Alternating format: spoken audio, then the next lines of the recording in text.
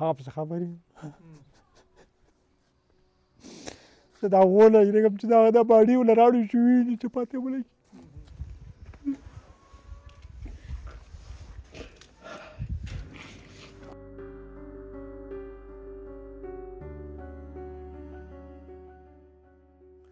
زما زوی عمر چې کوم دی نو لکه تقریبا چې 27-28 سال به و.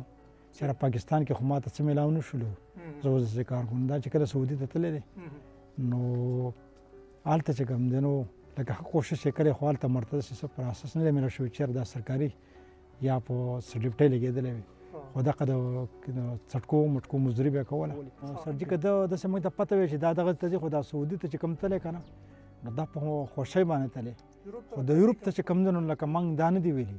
او چې یوروپ ته دا تللی که نه نو ما به ځان وژلی وی د نه مخکې خو ما دا نه پرېښود. خو هغه زموږ سره نه رابطه کړې. نه ترې ورور خبر دی نه ترې مور خبر ده نه ترې تره خبر دی او نه ترې وراره خبر شوی نه ترې زوی خبر شوی نه ترې بل ملګری خبر شوی دی. اوس یوه خور ده په کراچۍ کې ده هغه را روانه ده.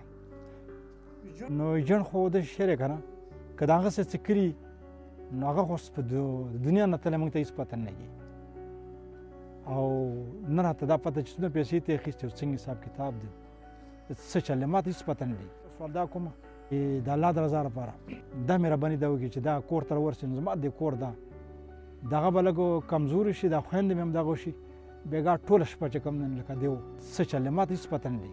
دا مې خلکو ته فیل دی چې بچو د لوږې نه هېڅ څوک هم نه دي مړ.